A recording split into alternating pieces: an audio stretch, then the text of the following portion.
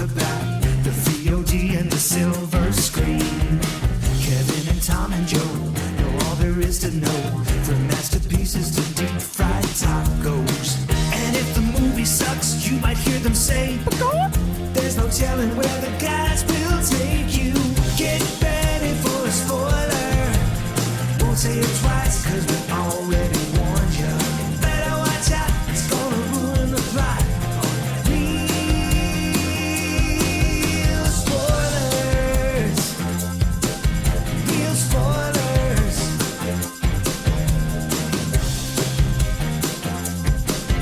Real spoilers. Broadcasting from the lush but not lavish studios located in the basement of the O'Keefe Institute for Advanced Film Snarkitude, this is Real Spoilers, episode 733. Come on. I don't know. A milestone. Screamed. It is a milestone. Yeah, Scream 6. Screamed. 5 cream 6. Yeah. Let's go around the I table. prefer to think of it as Ghostface Takes Manhattan. Yeah. Oh man, he broke rotation. What do we do in this case? Some people just don't know how to go in rotation. He broke rotation. What's the? Well, let's go around the table and everyone can introduce themselves. This is Joe. This is Kevin. And this is Tom. And joining us today via the magic of ZoomTube is Ryan Terry, Professor Horror. Hey, how's it going? Hey guys, thanks for the timely invitation to join us. It's just amazing how real life sometimes mimics the movies, or perhaps the movies inspires it. So whatever Lord, black that's how we got magic Scream 3. happens, That's what happens. I will neither confirm nor deny that I may have been instrumental in the results. Well, we're glad you could make it, Ryan. That would make this episode not about Scream, That's right. but about Stab. Yes. Ah. Very meta. Very meta. I mean, meta? Or Yeah. Meta. All the metas. Yeah. So I guess we should start by asking Joe what happened. He said he was hit by a car. Yeah. Not my person. Well, Ryan was like really doubling down. He's like, well, if they've already got a guess, Yeah, right. and they don't get taken out, I've got to at least Got a host. Ryan somehow managed to make sure I tried to get hit twice in one day. So the first, yes, I was in 2 car accidents yesterday. Oh, no. So the first one is no big, whatever. Guy blew through a red light, hit the side of the car. Not the end of the Does world. that work? First one was not at work. Second one, yeah, same thing. Sitting at a red light, my light turns green. I go ahead and go, and a guy blows through a red light and smashes into the side of my work car. I don't remember much after that. I woke up walking to the. I remember walking to the stretcher. I actually just got out of the hospital. 3 hours ago. Oh, no. And That is decided dedication. I'm not missing Scream. Wow. That's Came in the podcast. just to be clear, we want this on the record. This isn't about commitment to the show. No. Oh. It's about commitment to To a franchise. to the slasher movie. Yes. Yeah, because That's can we, absolutely like, for legal purposes, can you at least state that we did not ask you to come on the show after we knew you We got into a didn't car know accident? until I'm he not sat saying, down. I'm not saying that.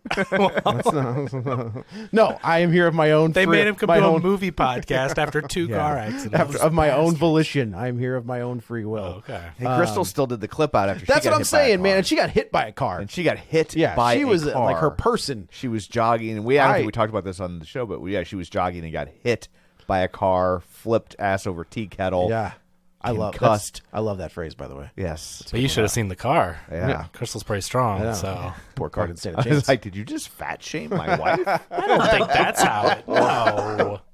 But Hulk smash. so my wife is the Hulk in this. Yeah, analogy. right. So, Women are the monsters. We've talked about this before. it's going Barbarian. great. Go Yeah. back to that episode. but yeah, partially collapsed lung. I mean, it was.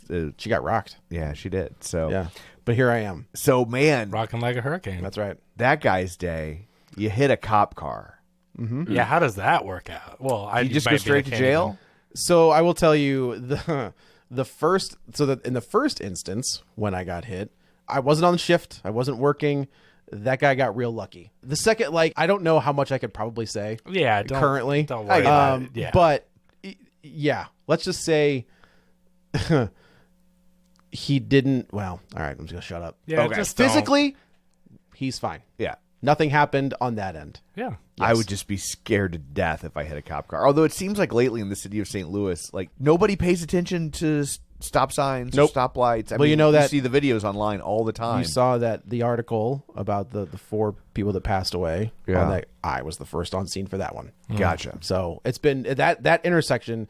If you're from St. Louis, between on South Grand, between Laclede and Highway 40 is a speedway. I was there on Friday. I was right in Oh, that area too yeah. on Friday. Yeah, there you go. Yeah, you don't know what's going on around No, that area. no, It's- but I'm okay.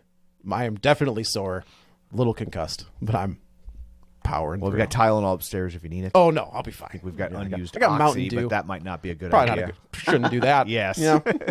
So before we dig into the movie, shameless plugs, don't forget we're available on Apple Podcasts, Spotify, Google, wherever you find a podcast. You can find us while you're there. Be sure and follow us so you never miss an episode. Maybe leave us a review. That's always helpful and good for our egos, which we need. At this fed. point, yes. And leave a comment on YouTube too. That's Yes. another great way that That's true. you know. We are also on the YouTube. We still don't have our vanity URL, but bastards.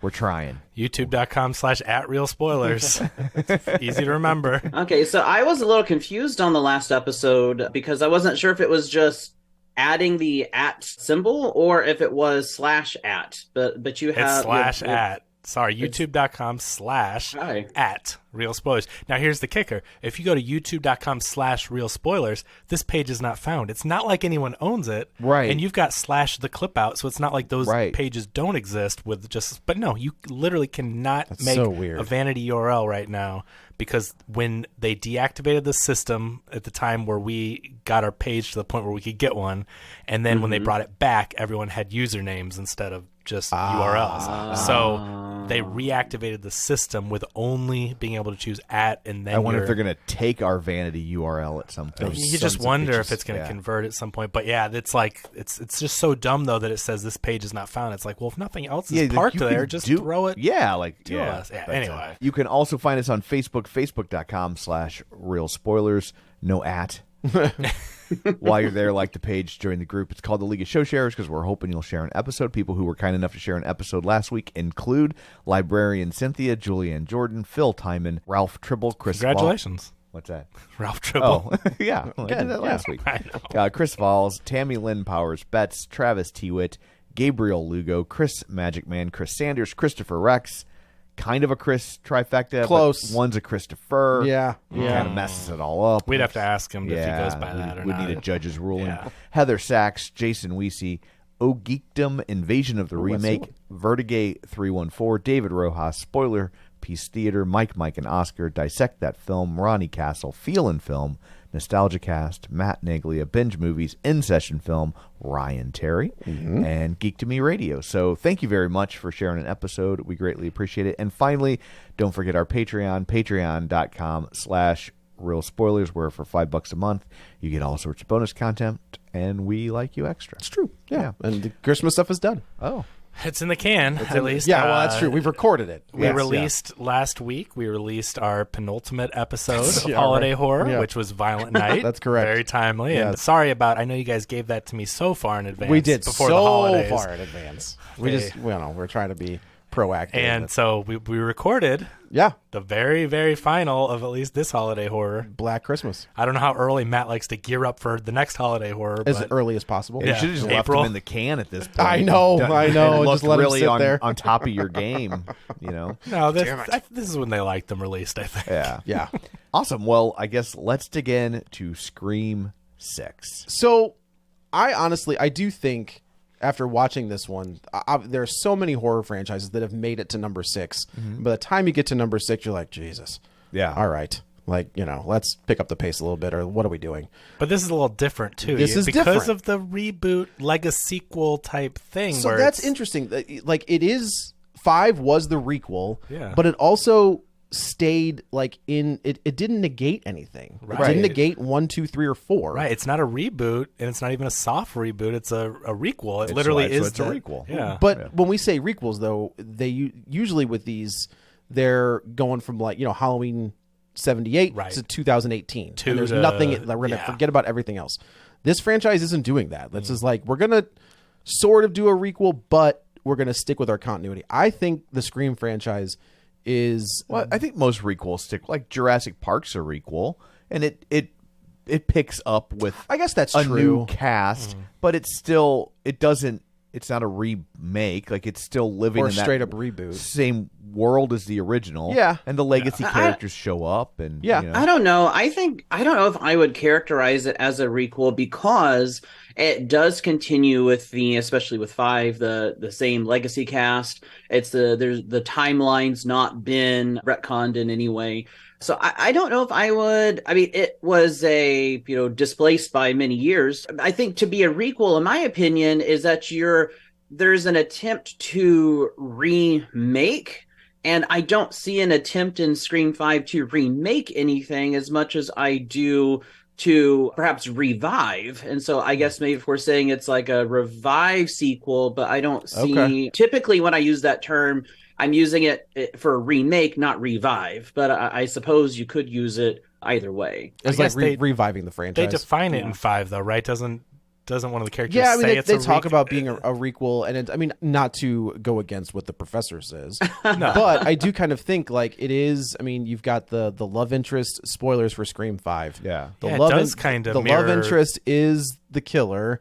The whole end set of the movie ends up in Randy's house or in Stu's house. Yeah. It's just like the first one. The internet kind of defines it as like you're revisiting this franchise. It's continuing in that world, but it's not a direct sequel to the. Because you got new characters, right? So like, it's not a direct sequel that picks up right where the last one left off. Like know? Jurassic World lives in that world, but Right. Chris Pratt and Bryce Dallas Howard are the stars. But then you pull in the old cast, which they didn't do right away. But like this one, Sydney was in 5. Sydney Like, was I would in think 5. Creed is a requel. I could understand. Yeah. You know, Okay. lives in the world of Rocky, but it's not really following Rocky. But Rocky's in it. Yeah. You know, But it kind of like the story beats do kind of follow. They're not completely similar, but that first Creed movie we talked about is very much feels like an art house movie. And you've got the underdog, and he loses his first match. I mean, it is a very similar. I think so. It's I would call it a soft reboot. It's a that kind of thing. Yeah. But this franchise, I think, is the most consistently good from 1 to 6, which I think is almost impossible to do. Yeah. I think you look at any other horror franchises, you get 1 or 2 really good ones in the beginning, and then there's like a fall off, and they kind of pick back up. But by the time we get to 6, it's like, well, now we're in Manhattan, and now we've got Michael is going to have sex with his niece and have a baby. It's just like, what are we doing? Like, this is insane. Where this one doesn't feel that way. I don't know, Joe. I did not like this movie. Oh, so wow. I have a hard time seeing. Is it bad? It's not bad. It's not bad, but I'm willing to meet you halfway in that it's not bad. So I would say, in my opinion, more accurately, it's the most consistently not bad franchise. It hasn't jumped the shark. That's fair. And that's fair. That's also fair, right? It's interesting. I didn't know where we would all land, and Tom just said it's the weakest. Not I think bad, but the weakest. I don't think it's a bad movie either, but I definitely think it's the weakest. I think it's probably the next to weakest. I do think it's toward the end too. Yeah, and it's the fifth. Is it even trying to be scary anymore? Like there was not one scary moment in this movie. But that's just it, Tom. I think the opening it's neither. had some I don't think that these movies have ever been scary, right? I don't, like that first 13 minutes of that's true. the original Scream the opening the first one, but all brilliant. of these movies become after the first one, even the first one.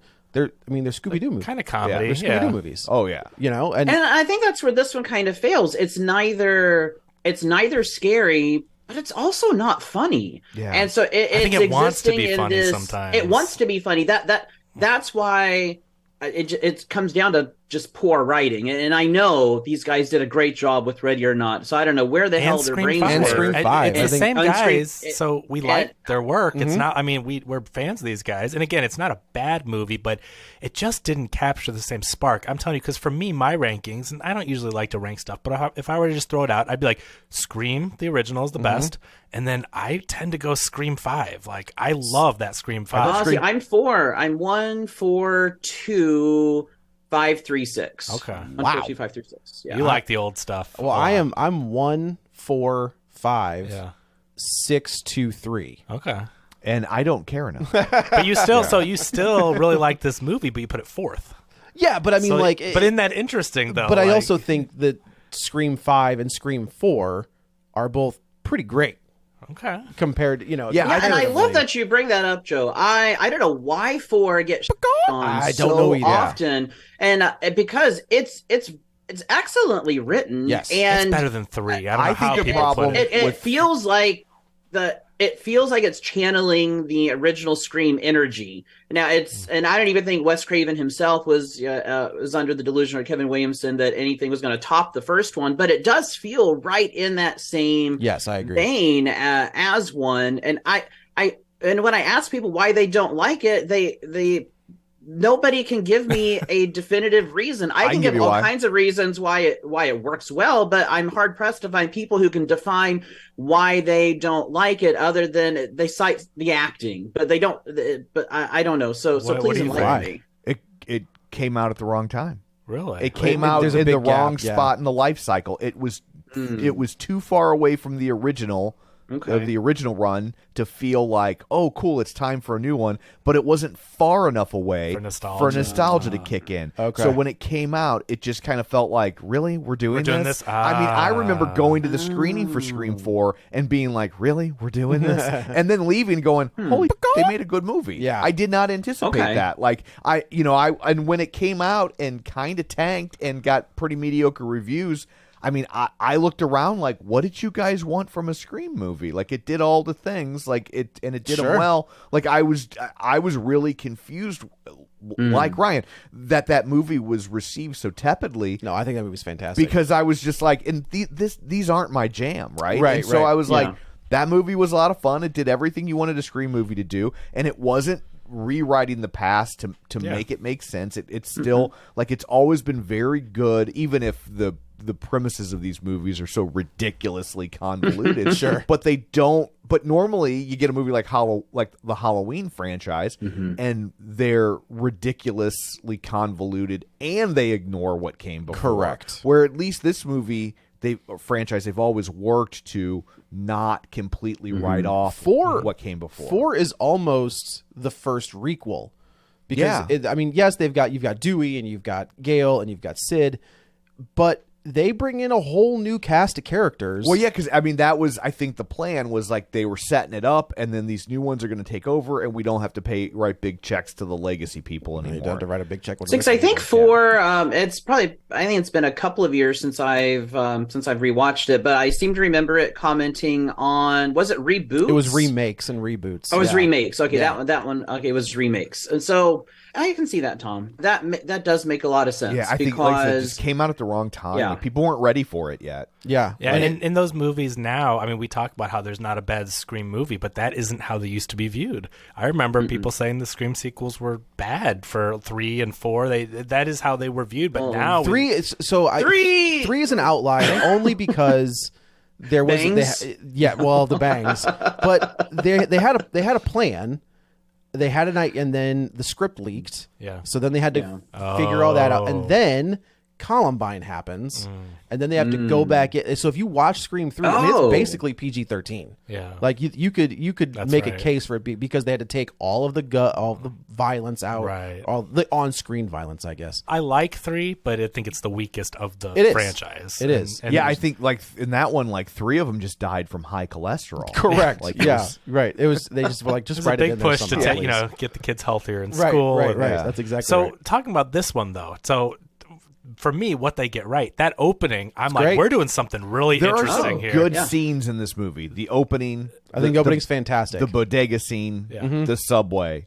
But I was so excited in the opening of this movie because I'm like, we're doing something weird here. And I love how they trick you with the openings in all the movies, right? See, but this was like, What they should have done with this movie, this is what I think they should have done, is that opening scene, and they show you Ghostface, that should have been the movie. Just keep going with it. Now and we're gonna flip it to where it's like Columbo. Like we know who the killer is. Yeah. How are they gonna figure out who the that's killer what I'm is? saying. Yeah, I thought like- we were going to live the whole Oh, movie that's knowing great. the killer, and Yeah. the characters have to figure it out. That's what I'm saying. There was like a brilliant. This is so weird and different from I think Scream that even- movies, even and they to the- didn't Right. go with it. you Even know? to the point where, so we'll just say Samara Weaving is the Janet Leigh of this, the Drew Barrymore of this. if you've seen entry. Ready or Not, she's the final girl. She she's is the main yeah. character of that movie. She's also in The Babysitter, which if you Oh, haven't The seen, is Babysitter's also- great. also fantastic. Yeah. Was she the baby or the sitter? She was the babe.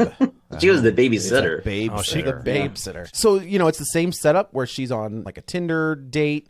Guy, it's very cute and funny where he's like, I'm so sorry, I get lost. She ends. Well, at this point, I'm like, this guy sounds like an idiot. Like, would you really hang on to that date for that long if he's like that long? I don't know how long she's waited, but if she's waited at the lengths that I've waited, I would go out with it. I would at least. Would you walk down a dark New York alley? Here's what you're not factoring into the equation. She's Samara Weaving.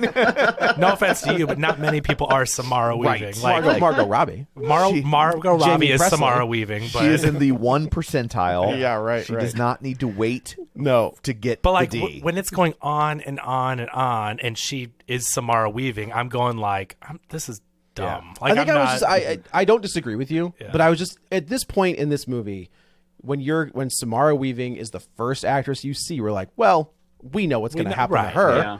And it is. I think this is. It's Do they always die in the intro? Is it every single movie? Well, I think with Scream, obviously, it was the stunt casting. It was always stunt. The movie theater, they die. Oh, I guess that's true. Do they always? Yeah, because it's Jada Pinkett and Omar Epps. Yeah. What's 3?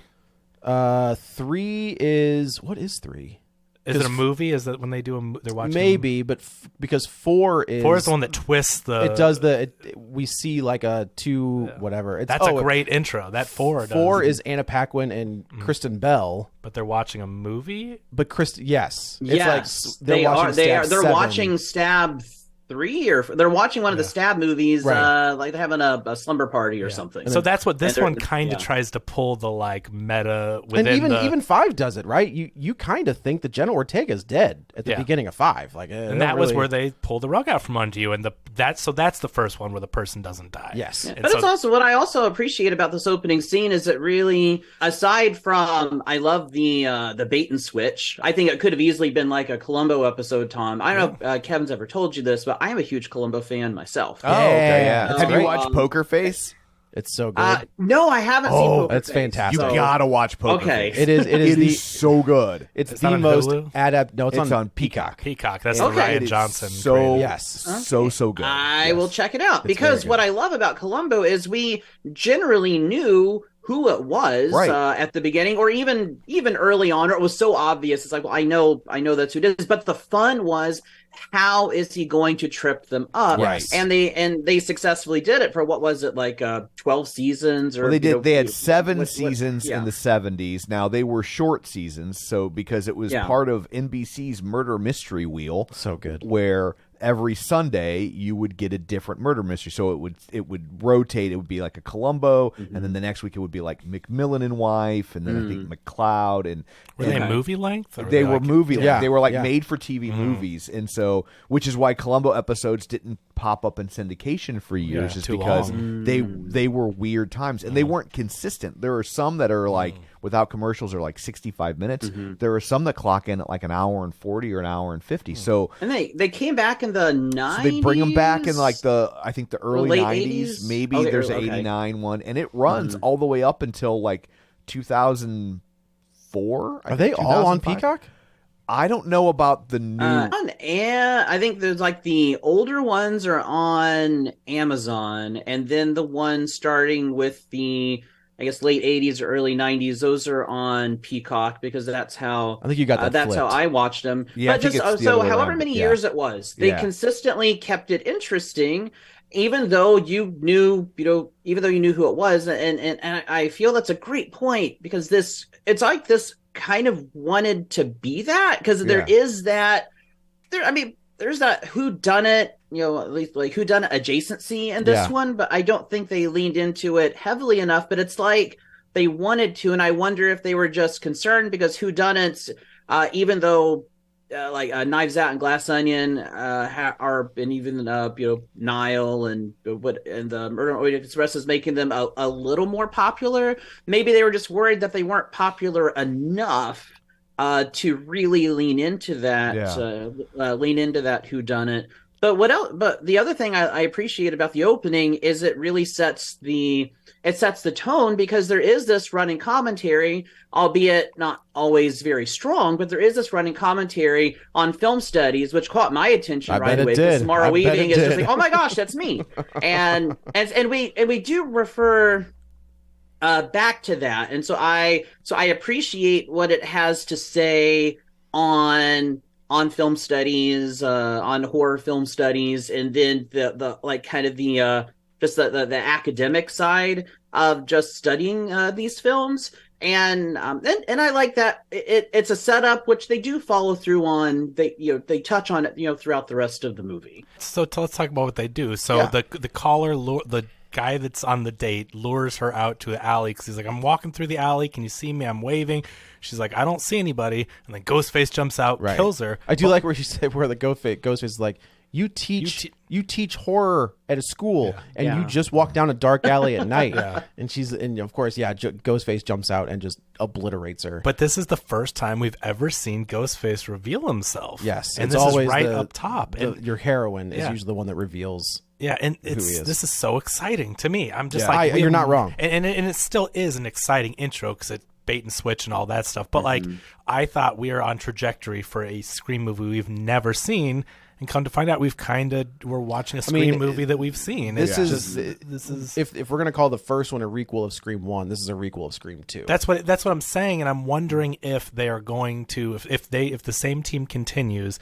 I wonder if they ever will really do a bait or switch. Are we on track for a 5 is 1, 6 is 2? Are we gonna redo 3? Are they gonna be making a movie about these characters? I just wonder. They will not be making a movie. This is my prediction. It will be a true crime podcast. Good. Yeah. Interesting. But so we find out, so it's Tony Revolori who plays Flash Thompson in the new Spider-Man movies. He's in the Grand Budapest Hotel. You know him. So he plays the hotel. Yeah, that's right. He was. And so he goes back to his apartment, and you find out that he's some kind of stab fanatic. The movies within I think he's a horror fanatic. He definitely has like he's got the masks and the poster of stab. And I think he's her student. It's not. He's definitely her student. Well, no, he is. I'm just saying. Oh, that's right. We don't know our that film yet. professor. Yeah, but we see the stab poster. We see a couple of Ghostface masks. We see the costume up there. So like he's got this whole little shrine, and he's talking to his roommate. And he's like, "Where are you?" You think that's his roommate? That's his boyfriend. I thought it was boyfriend. Yeah, could be. Yeah, I mean, it definitely could be, but they still live in the same place. Sure, whatever. Sure. So he's calling, not to dismiss it, but I'm just saying they don't like. I don't know that they really double down. Make a point exactly. I ultimately don't think it matters. Got to tell you, much. it doesn't. Yeah. No, not for long at all. So he's talking to him, and he's like, you start to get the idea, like, yeah, they're planning this. They do this together. He says he has blue balls for killing. He's like, that's why he killed Samara Weaving. Is like, I just couldn't hold it in anymore. And there is a scene, to Tom's point, where this looked like it was going to be a Columbo thing.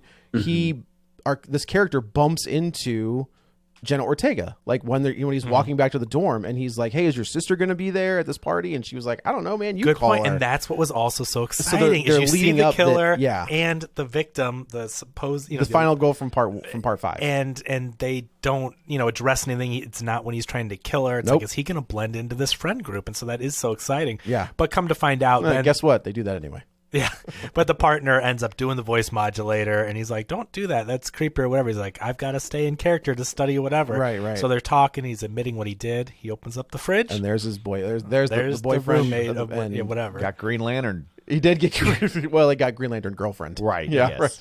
I guess they were dating. Yeah, that's right. That's how we confirmed it. Yes, that's right. And so Ghostface then pops out and kills him. So we get the title card. But they do set up a lot of interesting things, though, because we get the shrine to the stab movies. Later on, we get some hints dropped about who this character was and that they were into collecting stab things and all this. So I'm just going to get this out of the way now.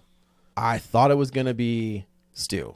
Like, that's where I thought we were going to. That's what I thought, too, and I wish they did it. I wish they just went simple and did it. I told my sister and I, like, this is kind of our thing. Like, this is one of the things that we bonded over as we were getting older. I'm glad it's not dating, as we talked about in the last dating, episode. no. There was that promise made. That was on the Patreon. Don't give it away. That was on the Patreon? Yes. Oh, okay, I'm sorry. That was a weird reference. You're like, what? Yeah, I was like, we both think very highly of Matthew Lillard. I think he gives one of the just the most bonkers and best performances of this franchise. Oh, he's so good in the first one. Good. Man. He's so good. He's actually a great Shaggy. He's a great Shaggy. They shouldn't have screwed him over the way that they did. They should not have. Yeah, and like you, Kevin, I also thought it was going to be, and Joe, I think you said the same thing. I thought it was going to be Stu, and I feel it would have been a better movie had it been Stu, because we even kind of hint at, because there's the fan theory Well, that it was a fan he theory. is That he's still alive. Yeah. he is still alive. He may be disfigured from the TV, but still alive. And But we you know even, that's why later they on- did it, Ryan. They I know, put it but in it here would as have a. made. I know. I wish they followed through too, but I'm saying is that like we all thought it was going to be him. I feel like this script was a choose your own adventure. I novel, don't and disagree And at they all. wrote it in a way that it could have been the Bailey clan, or it could have been Stu, and it was like, oh, we can't get Matthew Lillard, then it's the Bailey. you really clan. can. You can do. It could work either way. It's interesting because with this movie, because of the Ghostface nature, you really can say it was anybody until the reveal. As long as you can't say it was anybody. Not When the anybody. movie tries to make you think it was Kirby, I was like, well, not. was Ghostface 3'11"? Same. Then no, It's not Kirby. What But they the- using- one of the killers I will is say, similar in stature, In so- 5, the ghost face that kills Dewey they do. That is a weird is the one. girl, Yeah. and it's Yeah, it like doesn't I make don't any think sense. that girl was standing over Was she Dewey. wearing stilts? Yeah, But there is one of the killers in this. Like, Yeah. I mean, I think we could at least spoil at this point. There's 3 killers. There's in 3 this, killers, which yeah. is it's different. I mean, It is different. They went the other direction. And I got to tell you, the Dermot Mulroney, yeah, yes, Dylan McDermott, Dermot McRib. he He's McRibbed for your pleasure. Very good. He is. I feel like he is trying to do like Matthew Lillard, like he's channeling that manic, and it is not good. Really? I don't know. I feel like he didn't know if he was the killer until the end because like there are scenes where I think like, oh, this guy's crazy, and then there are other scenes where he plays it so normal, Right. that like it reminded me of in American Psycho. Yeah. When is it Willem Dafoe that's the detective that's Yes. after him? Yeah. Yeah. And they told him they would film all the scenes twice. One where he knew, they were like, play it like you know he's the killer. Okay. And now play it like you don't. And then they would Interesting. cut back and they would just kind of mix and match They the Donald cuts. Pleasance did. And so like when you watch the movie, like his performance kind of like toggles back and forth. Okay. Even within scenes. That's a weird movie too. Yeah, perhaps they were overly concerned with wanting to keep us from figuring it out. And so there were so many red herrings that the focus was on, well, how can we throw people off? And they threw people off so much that they forgot, well, where were we going in the first place? Because towards in the third act, which is very weak, there's all these hard right turns. Yeah. And it's like, well, we painted ourselves into a corner, and now we have to get ourselves out. And so we have almost, I would say it doesn't meet all the quote requirements or conventions for Deus Ex Machina, but it kind of leans, it goes in that direction because they didn't want us to figure it out. And I appreciate that, but I think that they lean too much into throwing people off. And so because when you find go out the somewhere. answer, there are things that don't make sense anymore. Right. Like, so when floppy hair, nice guy is on the subway with Mindy. His name's Ethan, the character. Okay. Yeah. Ethan. When Ethan is on the subway with Mindy and she gets attacked. Correct. And why is he pulling her off of the subway and screaming for 911? Why doesn't he just leave? Well, I think Like, I mean, if the whole thing Because is the audience had to be tricked, Tom. right, exactly, So, yeah. because the audience had to be tricked. It was done for the viewer. It makes no sense within the context of the Yeah, story. ultimately, But hey, that was his best acting. He acted better as Ghostface trying to throw people off by keeping the victim alive than his acting in post Ghostface. Yes, acting post Ghostface. Yeah, I mean, there's Postface. Postface. Yeah. yeah, there's a lot. Postface Malone. There's a lot of things like so. With this movie, another spoiler is that the Core Four, as they're dubbed in this movie by one of Core the Four. twins, they all survive. Right. And so it doesn't really make sense because why would the Ghostface not kill Because them all that, the way? that's, Well, that's so what they stab happens. everyone so We're many times. afraid- Well, they I think the Mindy's brother. yes. Chad. You know Okay. that's Cuba Gooding Jr.'s son. Oh, is it? Yes. Oh, Oh, I I didn't see know that. that. I see that. Okay. Yeah. But I don't think he was supposed to live. I think whenever you see a movie like this and someone gets brought in on a stretcher to a different crime scene, like, well, it's like that was tacked on. They were like, on second thought, leave that one alive. That's the Dewey thing, right? And that's one of the issues I take with this. And this is it's not just Scream 6. It's applicable to other horror films. I'd say mainly those that are either slasher or maybe slasher adjacent, is that we used to not be afraid to kill off our central characters because they even talk about it. They talk about killing off legacy characters and what have you. What's the problem with that I take with a lot of, quote, we'll call it postmodern horror, is our central characters are somehow superheroes. And that's why I'm not a big Jenna Ortega fan, at least not in the Scream series. And I know I'm the outlier because everybody else seems to love her. I don't know if it's her character or if it's her, but what she brings to Scream, I don't like, because she's treated like a superhero and her sister's they're all treated like superheroes. And even though, yes, they might get stabbed, we're never really concerned for their life, whereas horror films from the 80s and from the 90s and even the earlier Scream movies, like you're genuinely concerned for everybody's life, like nobody is safe. And then you get to this one, it's just like, oh, well, we're afraid to bloody our central characters. When they kill in that last scene when they set up the kill box, like I forget which one, but the one of the two sisters, I mean, she straight up gets stabbed in the stomach. Yeah. And then she just pulls the knife out, and she's at the end. Well, Kirby gets stabbed in the They're abdomen. sitting there talking on the steps. Right. And I was like, you got stabbed. But not only, it's not even that many. And you're just sitting there having a casual But conversation. Kirby got stabbed in the stomach, and then she's like hanging out at the Yeah, scene. but I can accept that only because we've seen people get stabbed in like the side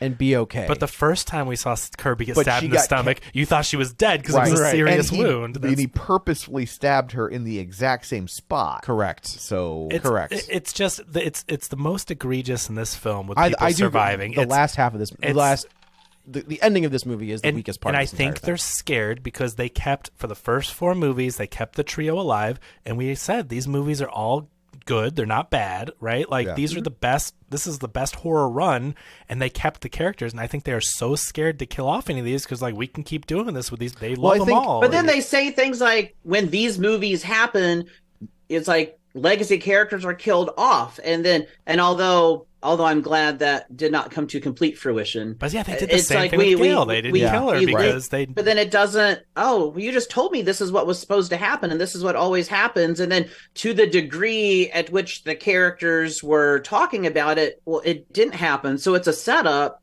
that has no payoff. Although what they do with our legacy characters in this one, I don't dislike. But you set up something that there's no payoff. You know what I don't like? What I don't like with racism. Thank you. That is one.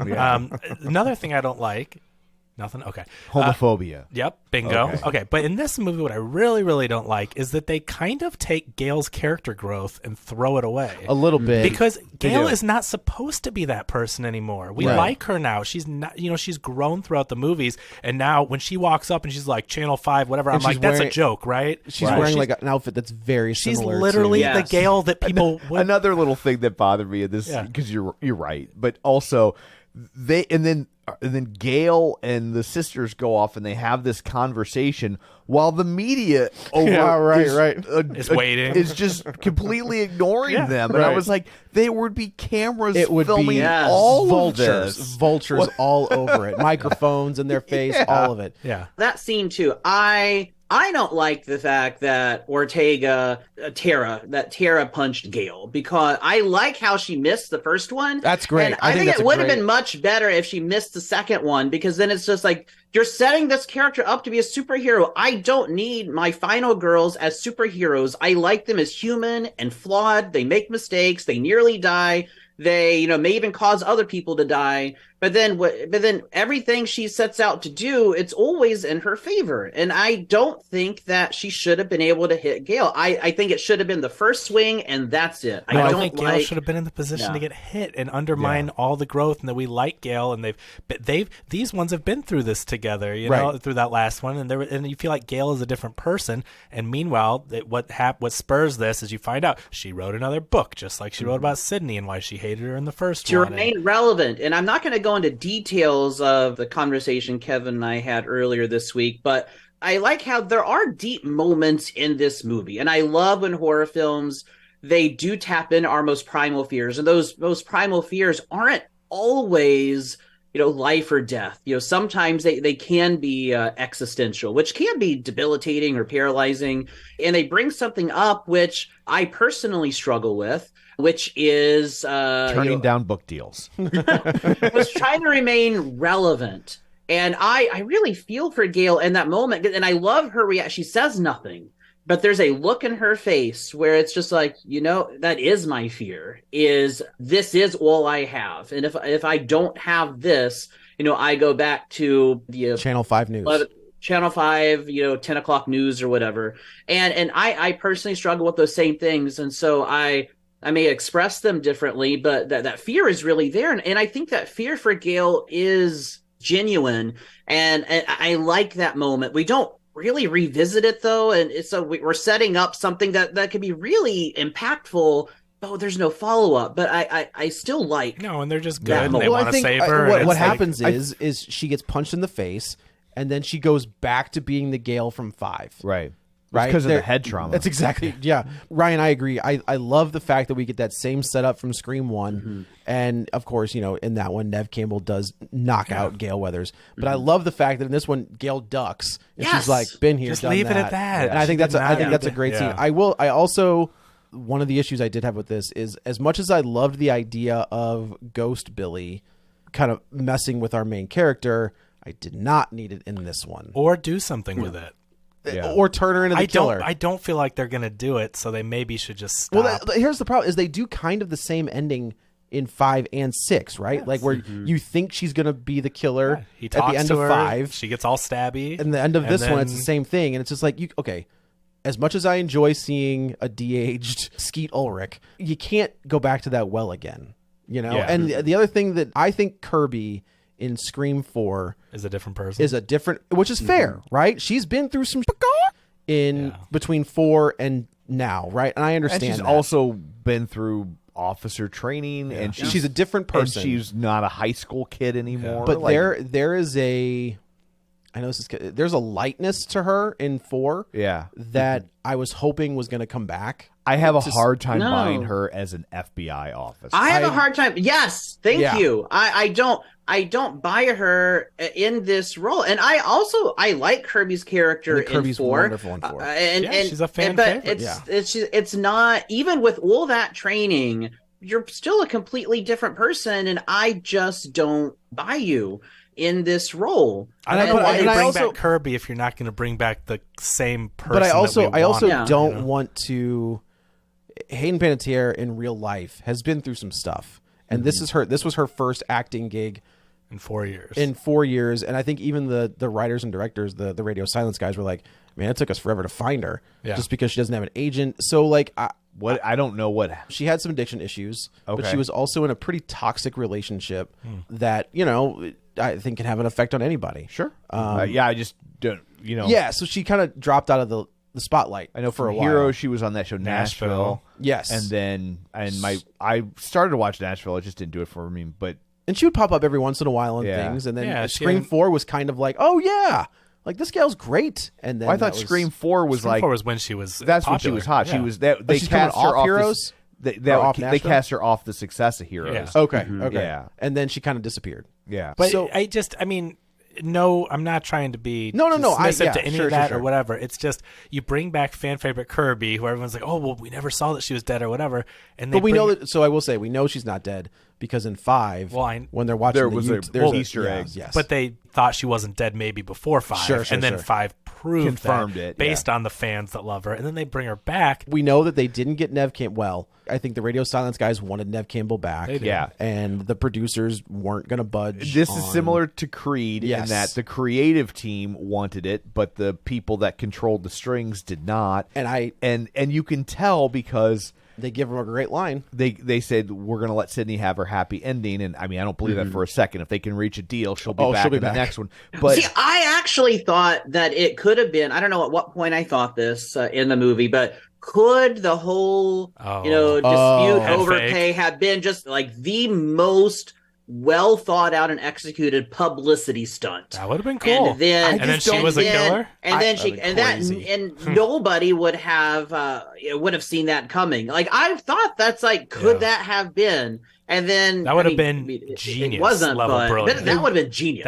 It would have been genius, but they would have needed to have done it in a different manner. Because having it be about like you're not paying women properly and like that's some really a little too real. But if you didn't world give stuff. them as bad of a PR, if you didn't make it about that issue, and it was just like we couldn't reach an agreement or whatever, and they kept it under wraps, and they pull it off, they do it well.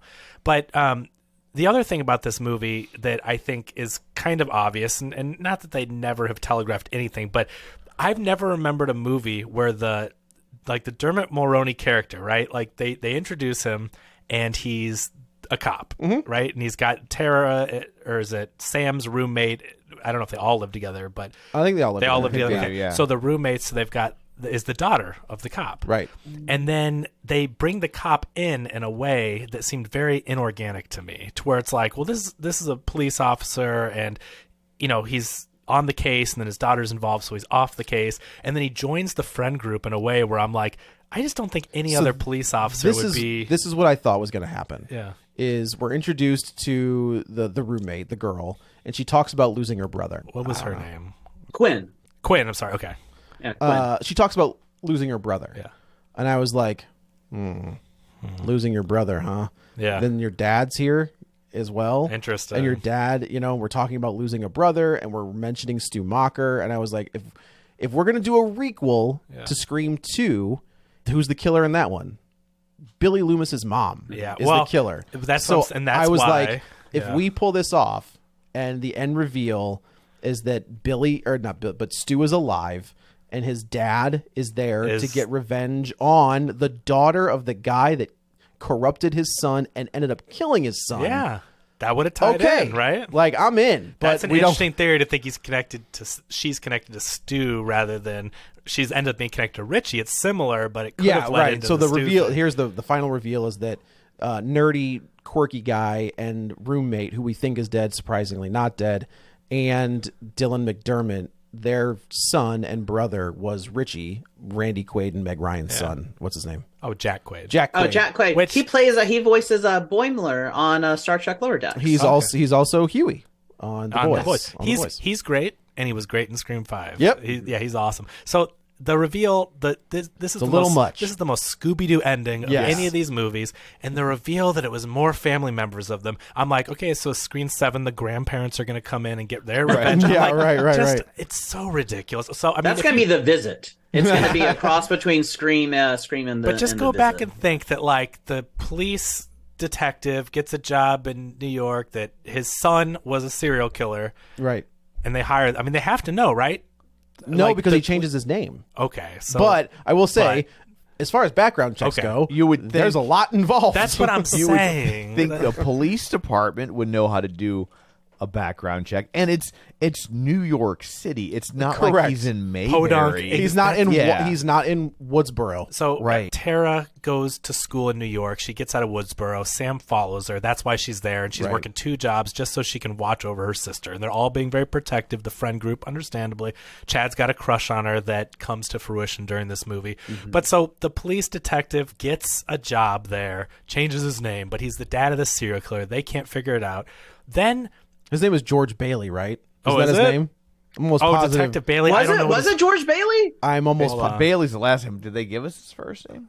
Let me look. Hold on. There's a Crane in this. Yeah. Quinn Bailey. Crane is Samara Weaving. Her character is Crane. Oh my gosh, where is he on this list? But I mean, obviously, the sisters are carpenters. Detective Bailey. They don't give a first name on this, but that's from Psycho, right? George Bailey. No, that's It's a Wonderful Life. Isn't there somebody in Psycho named with the last name Bailey? No, the detective in there is Arbogast, Loomis, Crane, and Bates. But Crane is the Psycho. And and Billy Loomis. Marion Crane, Yeah. and then whatever Samara Weaving is something Crane. I didn't look it up, but okay. So the detective gets a job there. They miss that on the background check. Then when we're in the apartment and the core four are all being friendly or whatever, you've got the guy from She-Hulk is Sam's love interest, and he lives across the way. They're keeping it secret because I don't know. She doesn't want people to Because plot device. Yeah, right. It's like, come on. I also kind of love the therapist when Sam finally tells him who she is. He's like, Nope. this isn't going to work for above me. my pay grade. No. Get out. So Have you thought about BetterHelp? So they're in the apartment having dinner or / whatever. no spoilers. Quinn is promiscuous. She's in a 3-way earlier in the movie. Like there's 2 guys in the room, and She's not promiscuous. She's sex Sex positive. positive. Positive. Yeah. okay. Sex positive. She likes the D. Yeah. So they hear noises coming from the other room. They're like, oh, she's just getting it on or whatever. But the boyfriend can see because she's got her window open and he's got his window open. He's looking in and she's like on the phone, supposedly, I guess, talking with her dad because it sounds like they're discussing the case. No, She's- oh, dang it. Yeah, because it's after a killer. Oh, She maybe. says something where I remember because I'm like, well, that's got to be her dad because it had something to do with a killer, a case, or evidence or whatever. But then you see a Yeah, it's ghost. always best practice to discuss, ongoing investigation, An open homicide with your daughter. Yeah, Well, with in your this case, daughter. it makes sense. And then I was very suspicious the way Ghostface showed up, and it's just like Wait it was just a like I minute. didn't know what to make of it, But- but it just seemed this is just something a little off about it. Well, but listen, this is the thing. So why on earth none of them are trying to kill the boyfriend? None of them. So a Ghostface stands behind the killer, who obviously knows who Ghostface is, who one of the 3 Ghostface is, Right. so that the boyfriend can come and maybe interject. They're trying to kill these people. Why would you even stage that so that the only person that sees it is the boyfriend? The only thing I could think in that situation is they knew the boyfriend was going to be looking at Quinn, and they couldn't set up the scene. They couldn't get Quinn to quote unquote die without there being some sort of production. So they put on a show for the boyfriend, then they throw Quinn through the door, they think that she's dead, and then they've got this murder scene. Now, So let's say that's it's believable. ridiculous. Let's say that's believable. So then Dermot Mulroney, yeah, Dylan McDermott. yeah, can come and swap the bodies. Correct. And then now his daughter is going to be living under, I guess, another one of their fancy secret identities. Like, Yeah. if they pull off their plan, now the daughter is gone. Maybe the son is. Well, the daughter can now operate freely as Ghostface. Yeah. Like they think I they mean- think Quinn's dead, so that Quinn can do whatever she wants. Oh, And- so now they want to continue. So this goes further than killing Sam. Now they just want to be professional ghost faces. No, but I'm saying, I'm like- just saying, like, what is the I- plan? I don't here? disagree. No, I get in the movie now she can because she's off the suspect Sure, list. sure. I'm saying, what on earth is their long-term plan? Yeah, so much of this movie is for the sake of the narrative and the viewer, And so the audience and can see these It doesn't things. make any internal sense. I want to know why they had to. I mean, I get okay. You can. That's a very weird plan, but though. also maybe cast a different actress that Sure. would be believable as Ghostface killing. Well, I mean, that people. gal from Five wasn't believable very either, believable. though. I know, So it's- but- Oh no, I But it believe was you a bet- because I saw what she did Upon a once Time upon in a time in Hollywood. Oh, I see. She got flamethrowered, right? Yeah, she got flamethrowed in that and in Scream 5. Yeah.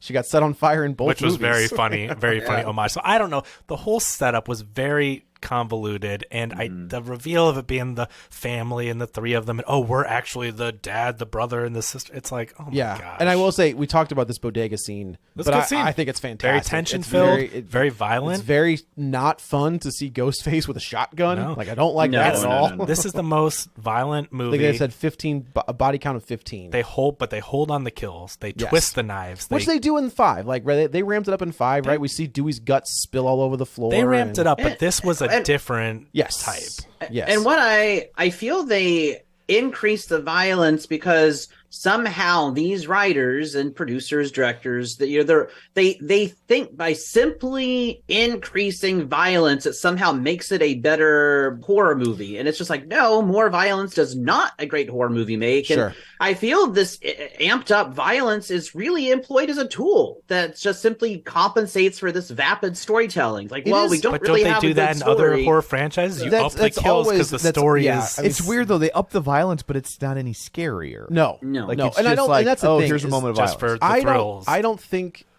for me personally, gore in a horror movie is not scary. Yeah. It's fun to watch. Look It's- at Black Christmas, the Not- original Black Christmas. you don't even see anything. Look at in that Halloween. movie. Yeah. Halloween. Yeah. True. I mean, you barely. You could. I've said it before. If you resubmitted that to the MPAA, that's a PG-13 movie. Oh yeah, these Without- days, even- without the boobs. I think you might even be able to get away with the boobs. I'm not saying you can't, but that's a. I don't know. It's Yeah, I think you could think you because it's could? not gratuitous, right? Like it's the top of her nipples. You don't see her full boobs. really. Yeah. I mean, it's not PJ Souls. You see PJ Souls. But it does. when you freeze I think frame it, I mean, although Freddy take has a into notoriously low body count, even all the way through the franchise, and then when we get to New Nightmare, not remake Nightmare, New Nightmare, the really good one. Yes. Even the body count in that one, it's 94. So you think you're going to have increased violence, even in that when it hits. I think it's only but like there's 4. not a huge body count. No, I think it's the husband, it's the babysitter. Yeah. That might be it. I do feel like in those other horror franchises, now this one still has clever stuff, and these guys are very Yes. good. So I'm not saying, because this movie does not jump the shark like we said, as some other franchises have. Yeah. But I think traditionally, when you have a weak story and don't know what to do, but you got to have this popular killer, well, they up the crazy kills. Yeah. Right? Well, I think it's also interesting. The MPAA is with flicks like this is very interesting to me because you put this exact same movie out in 1984. This is going to get cut to. Yeah, this would MPA's be like, you can't have NC-17, that, you yeah. can't have that. So, but it is interesting to see where we are in 2023, where they're just like, hey man, go for it. Yeah. You got that decapitated body in the freezer, and that head's gonna bounce off the floor and roll across it. Well, That's cool. look at what these movies are doing too, right? Like movies are back, and these horror movies are the ones that kept theaters in business during the pandemic. People showed up to see horror, and I think that they know that for their industry to continue to thrive and survive, that they have to be lenient. It's obviously we're more progressive now. I mean, things are different, but also it's like, people are getting butts in seats. This is what they want to see. Right. So, and we should say, before we wrap this up, we should say that like I do kind of like the idea that this guy, this version of Ghostface is killing people and leaving masks with the DNA. Yeah. Well, on then you it. got to get me into my penultimate problem with the movie then. Okay. We've come to find out, revealed that like those two film student guys were fanatics, and also his son was a huge fanatic, and I don't know, somehow there's some crossover with collecting and stuff. But Richie, Jack Quaid from 5 was this ultimate collector, and there was like a father and son bonding activity of getting all these. He built like a shrine with all of the original stuff. Because cops can be bribed. Every single cop and every single piece of evidence. Okay, so now here's the thing. Now wait. I'll allow it. Oh, But but I mean, hold on. Now all of that evidence, with the exception of the exception of the stuff that was in 3, all came from Woodsboro. Oh, man, that's a lot of evidence. You could make the case that they got one guy. Woodsboro is a very small place. Well, what do they How do? much of their evidence lockers? That's true. Full? I mean, What do they do with evidence once a trial's over? Like Mostly it gets burned. all these killers have been Are killed. dead. Like you don't even There's have no to worry. trial. Yeah, you don't even have to worry about like, well, what if there's an appeal, they or don't what keep if it on gets record over- for the DNA stuff, or like, wouldn't- don't they keep it? I mean, you could. I mean, in theory, yeah. I mean, if you know who the killer is and they're dead, you don't have to worry about appeals or And a you could case put getting you could put the overturned. killer's DNA on file. Okay, so they could say it was destroyed and the cops were selling it off, or Could something. have, with the exception of 3, which takes place in L.A. Which, come on, it's the LAPD. Let's be honest. But this shrine had every single. There's a lot. This was There's a lot. This was Easter eggs. It was just Easter eggs, but it was a little weird. I also just feel like that's a pretty expensive hobby. Right, Like right, I right. would, you know what I mean? Like Which could, to me, would have led credence to Dilmert McNulty being like from Woodsboro. If we're saying that he was a cop from Woodsboro, you got to think in this world, these murders would have to be as popular as Zodiac. as John Wayne Gacy. Oh, yeah, sure. And Had to so be the most famous. So for One person. one 22-year-old to have every Every- ghost face mask. Right. And every knife with the blood still on it. And Yeah. that's what I'm saying. It's And just, the blood was still red. and it was still Also, bright yeah, red. right. except for Billy's shirt, which was brown. Yeah. But, so like, there's just no. But when they pull out the consistency knife That's bright red with blood. Yeah. I just couldn't. I'm sorry to have that collection and have every the item. car in Greece wasn't that way. Yeah, so that bothered me. And then Kirby. Okay, so we find out red herring 72. to trick our cast and to trick the audience. Dermot Mulroney calls up and says, "Hey, Kirby, there's no evidence of the FBI. She was let go. She got crazy about these killings. Don't trust her." To me, that seems plausible, right? Okay, that's fine. But we find out, no, she's really she's an She's a upstanding legit- member of the legit- FBI, right? So I know she's had trauma and all that trauma. Okay, I'm an FBI agent. Let's make a kill box and murder. It does- She's been following this case, right? She's pinning the charts. She's been tracking. The FBI is fully aware that she's the head of this investigation. Let's make a kill box. I just can't.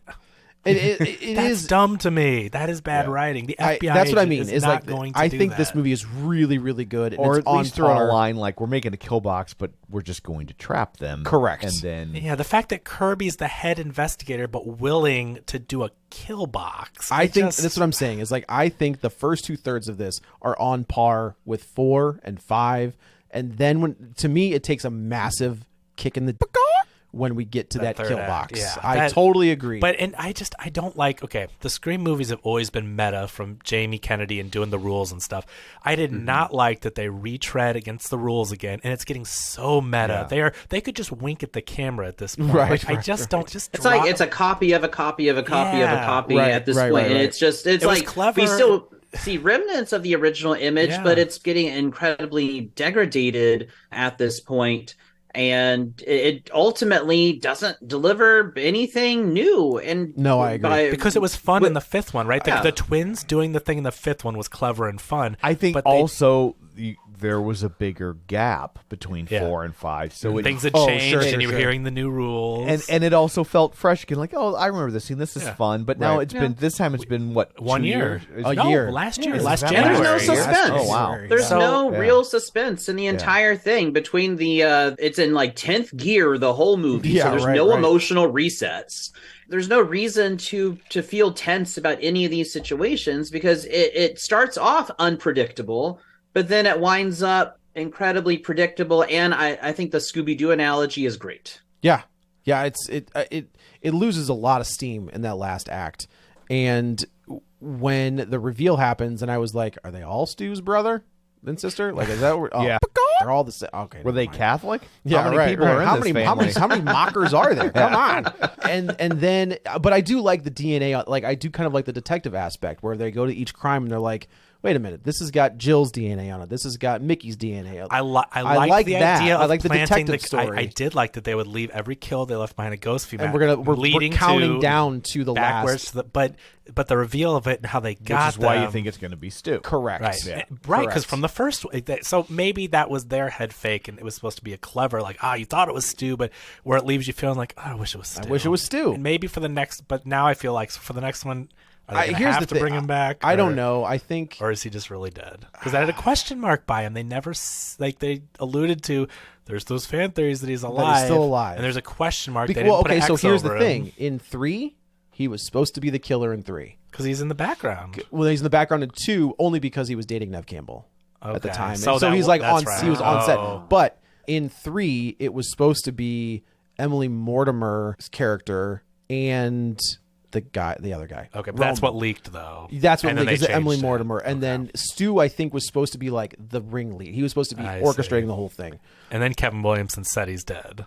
Oh, he did say that. That's what I heard, that it's confirmed he's dead. But I don't know. They can still. Yeah, okay, Williamson nothing. says There's that, but no these blood. guys There's don't no say blood that. on that TV. Until it's on screen, Yeah. I don't believe it. it's not. I mean, true. But then when it is on right? screen, they go, that was a cover up. But Han was really working with Yeah. Mr. Yeah. But also Nobody, in these you know? movies, Mr. Oh God. But in these movies, they have done that to us a lot, right? Dewey was supposed to die in 1, but the test screenings came back and they were like, man, these people love this guy. So they they did that extra scene to make sure he was alive. And then that was kind of the running gag all the way up until 5 when he does not come back. Now, you know what? So we talked about, was this movie just a year ago? to their credit, they pumped this thing out fast, Yeah. and to their detriment. It's like, Sure. you got to imagine. So the first one has a budget of like 20 million and makes 130, and that's why I was talking to Tom off mic when it's like, you know, they only have so much budget. Like, I know that Neve Campbell has her worth and everything. I'm not saying we wouldn't have liked to see her, but these movies aren't 20 million and then These they aren't make Marvel 700 movies. million. That's true. So they have to do the math and like, okay, so we give it a 20, it makes 130. We give them a 50, hopefully it makes 2 something. You know, like, it's proportional in a way to where adding Sydney to this movie isn't going to bump it $50 million. right. And so as much as we like her, but like they got to go like, well, then that's our whole return, you know, whatever it is. So the point being, though, this Scream 5 comes out in January of 2022. Scream 6 comes out in March of 2023. Within 1 year, they had to write a script, film it, get it post-production, get it ready. And so that's too fast. It is. And I don't think they had time to. The studio probably wanted one now, if you guys want to be attached. And these guys are good, like we said. I think this whole team is good. Yeah. I think that they had them under the time crunch, and they came up with the best they could in the circumstances. I'm giving them the benefit of the doubt because they are good at what they do. I think you make a good argument. And look at the timeline. Yeah, and like we said, it's not bad. It's not. just, it's, you know, it's like when I used to hear my parents get talked to at parent-teacher I conferences. did not know where that was going to go. It's just like we expected more from him. We know he can do better work. Right. And that's exactly, I agree with you completely. I could do better work. You can do better work, especially on this podcast. This is entertaining. I was entertained, but I was ultimately disappointed because I know how good these are, and that 5th one I think is like top tier Scream, and it's a shame. But again, look at that timeline; they had no time to do this. Give them a year. They came out with They came out with an okay movie. Give them 2. I'm sorry, no, give them 2 years. They to came just out, work it, and you know, they came out with an okay movie in a year from start to finish. So like, man, if this had time to simmer, if this came out in Halloween, it doesn't have to come out in March. If this came out in the spooky season, more months. I was looking at like what could be on the docket for Halloween, right? And the last couple of years, it's been a Halloween movie. Exorcist is probably the biggest horror film that's going to be. I think it's October 13th, and that's a requel. And but is it supposed to be? It absolutely is. They're bringing back who played the mom in Linda Blair. No, she played the daughter. I don't remember who. They're bringing back the mom. Oh, okay. The actress, the original actress, is coming back to play the same character. What about the Pope's Exorcist or whatever? That's definitely a movie that's been filmed. Yeah, I wonder if that'll be any good. Probably not. But I saw the trailer to that one because I, like Kevin, I do my very best to avoid trailers. But I went and saw 65 yesterday, and that was very unusual trailers playing before this movie. It got a little of everything: Evil Dead, The Exorcist, and Evil Dead a couple others. And so I was like, well, it's a movie. Okay. But yeah, I think I totally agree. This is the you could do better. We expect better out of you. Yes. It's still fun. If you like Scream movie, it's still a Scream movie. I think this very is much a Scream movie. Very much a Scream movie. And that's where it's like with these guys, you could have, switch that, go a different route, that opening scene. Let us follow him the whole time and watch the tension as he's right there. The whole time. They're sitting right there with the killer and we know it and they don't. And I don't know. That could be really interesting. I think it would have been very interesting. Or bring back Stu. I just wonder, or maybe, fix that third act. Fix that third act. Either fix the third act or make a totally different movie. I agree. Either or. One of those not so two. hard. No, good option. Right. That's pretty good. Awesome. Well, I guess that's it for this one. Let's go around the table and everyone can say where to find them. This is Joe. You can follow me on the Twitter at JoeyButts, BUTTS21. This is Kevin. Follow me on Twitter at KevinRBrackett. And Ryan, where can they find you and your wares? You can find me on Twitter at RLTerry1, and it's kind of apropos to the movie. You can also now find me on Letterboxd. I finally caved and started one, which is, I think, letterboxd.com/RLTerry1. Kind of, it's like my Twitter. Awesome. I have a letterbox as well. I'm too lazy. And I don't think I'm following you, so I will have to fix that. Do it. Same thing as Twitter. JoeyButts21 on Letterboxd. All right. And you can find me on Twitter at Roger Kubert or on Facebook at facebook.com/Tom O'Keefe. You can find the show online, facebook.com/Real Spoilers. While you're there, like the page, join the group, and of course, don't forget our Patreon. So that's it for this one. Thanks for tuning in. And until next time, Jason's face is melted by toxic waste. Get better.